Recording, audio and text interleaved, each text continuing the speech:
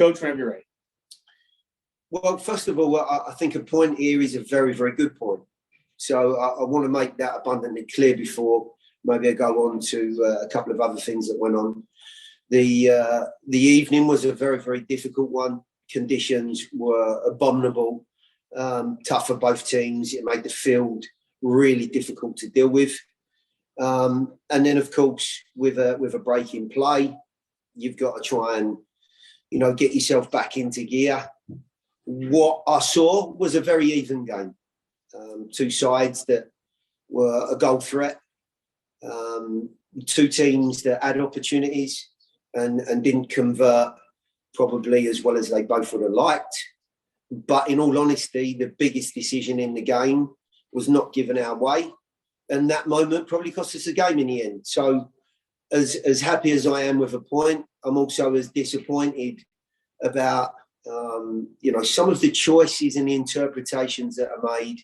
I just don't understand, having seen the replay now, how that cannot be given as a penalty. I just don't understand it. Thank you, Coach. We'll start with Tim Sullivan for Club and Country and then go down the road. Go ahead, Tim.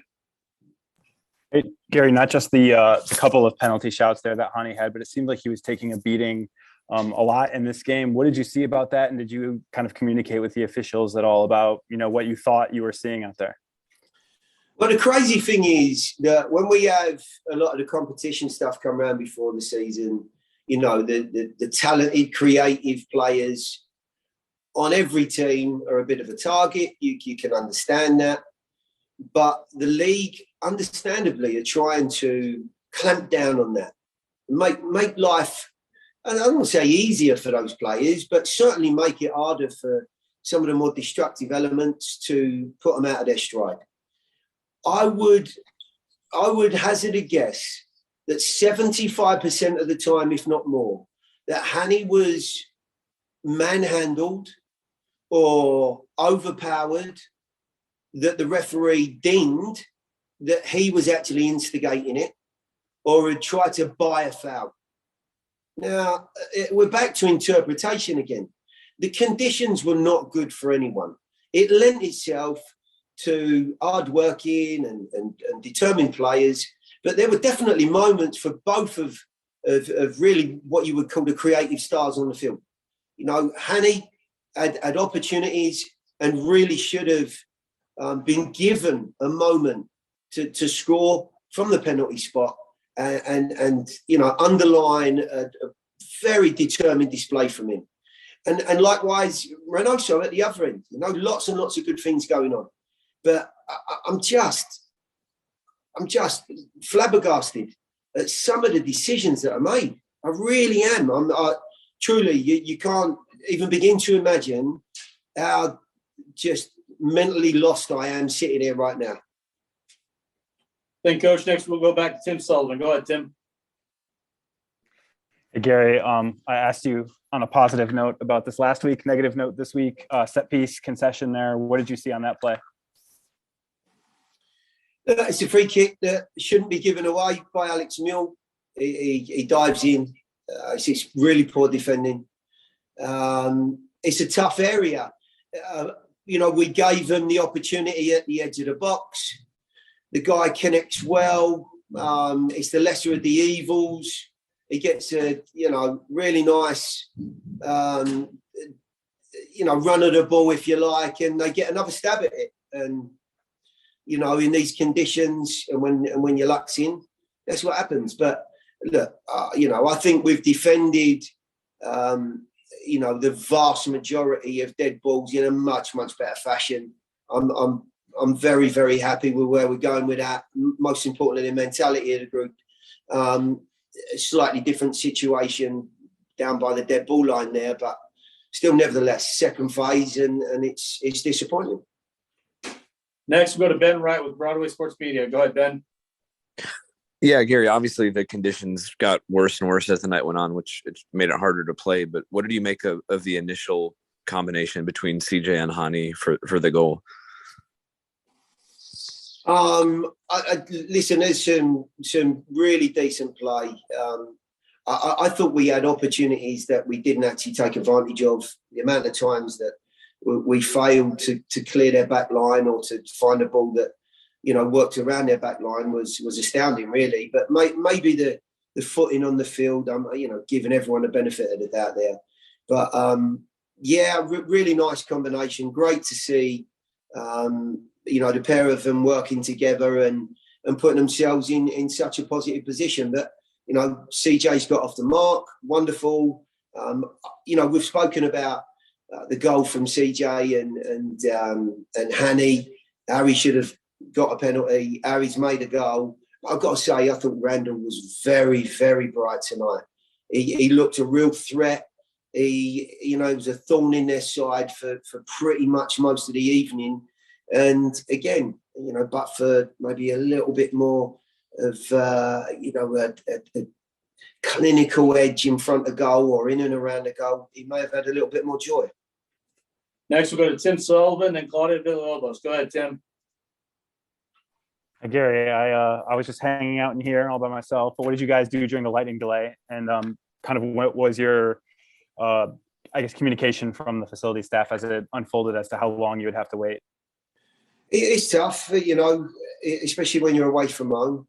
We got the initial shout of 30 minutes, and then I think there was an immediate strike again, which set the clock, reset it. And then I want to say we got within 15 minutes of going out, and there was another strike. Anyway, all in all, the guys can only try and stay, as sort of engaged as possible. Some stretching, some minor activities when they know that they're going to start to get themselves back out onto the field. It is very tough when you're the away team. You've got a limited amount of area, which is why, we got out early. I have to presume that they've got an area underneath the building here somewhere that they can use. And, they've taken advantage of that, which is part and parcel of being at home, I guess. But I just thought we came out a bit sluggish mentality. Maybe, give them some credit as well. They got on the front foot. I said to the guys in the locker room that, unfortunately now there's a 30-minute game just over, and you got to expect that they're going to really come after it. And they did exactly that and got their reward. Go ahead, Claudia.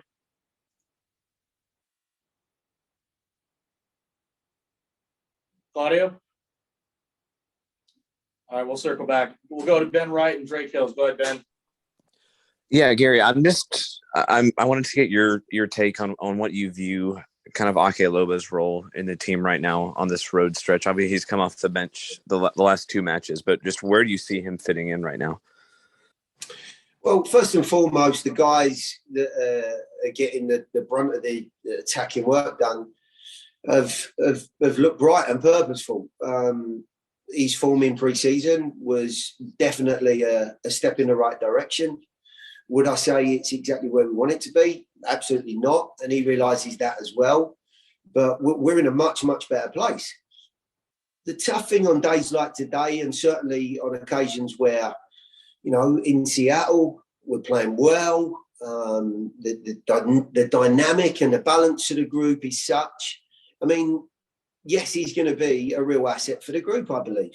But we're going through some, quite unique circumstances right now. And, to get the balance just right and to keep earning points out of this stretch is not easy. So expect there to be some rotation down the line, I'm sure. When he's called upon to come into the game, he looks engaged. He's training well. And whenever the opportunity comes along, I'm expecting him to have a right go at it and try and hold that place down. Go ahead, Drake. We'll wrap up the session with Coach Smith with you. Thanks, Matt. Gary, I wanted to know just at any time, whether at the start of the delay or, maybe at the end when guys were starting to warm up, did you have any communication with the groundskeepers and just getting an understanding of what the field conditions were like, or were you just up to just having your own eyeballs make the decision for yourself? Yeah, we don't have any contact with the groundsman, Drake. Not away from home, mate. No, we walk out on the field and we get going, and that's it. The conditions were dreadful. The field. I spoke to Adrian beforehand. He said, the field's been under snow for large portions of the pre-season period. So you can understand that it's not going to be perfect at this point. I mean, the start of the game, I thought it was in pretty good shape, especially given the climate in Minnesota in the winter. But it certainly took a pounding and started to cut up quite nicely. Thank you, Coach. Thank you, guys. Taking the podium, we have Nashville SC forward CJ Sapong. We'll start with Tim Sullivan in the chat and then go down the row. Tim, whenever you're ready. CJ, what did you see as the goal play developed, and kind of what is the, I guess, what goes into the decision to continue making the run when it looks like the ball's going over you? Is it just because you realize that there's a second chance at it? Yeah, mostly. I wanted the original ball from Dax, but ultimately, as a forward, you want to, keep moving towards the ball, keep putting yourself in a position to score. And Hani did well to keep the ball in. And after that, my job was easy. Just put it into the net. Next, we'll go to Drake Hills with the Tennessean. Go ahead, Drake. Yeah, CJ, especially after the delay when you guys finally got going to close out this game, did you see anything from the defense in terms of how they were closing in on you and Hani up front? It's hard to tell. I mean, the pitch, getting an hour of just rain really soaked the pitch back there, and I think the defenders were just kind of trying to stay out of that. And we're being a little bit more aggressive. Obviously, we were sitting back, so it kind of gave them carte blanche to push up. Ultimately, though, you can tell in a game like that, everybody's just trying to adjust and adjust to the elements and ultimately just try to perform. I think it's just very tough. The weather, the field, the delay, chilling, then having to warm back up. A lot of factors, but I'm proud of the guys because ultimately we're leaving here with a point. Go back to Drake Hills. Go ahead, Drake. Yeah, see, just a follow up on that, especially when the entire central channel of the penalty area is clogged up like that. Is it just you just try to figure it out on your own, or do you know how to handle that, especially when the ball, if it hits the mud, it's not going anywhere?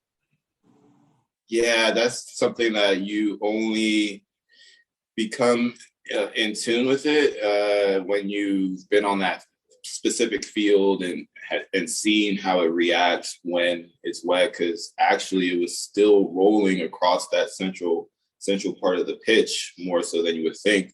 That was because there wasn't a lot of grass, really. So it was just mud, and it actually ended up being something that the ball could skid over. And in the moments in the games, you try to find those patterns, but ultimately you realize you just have to deal with the adversity.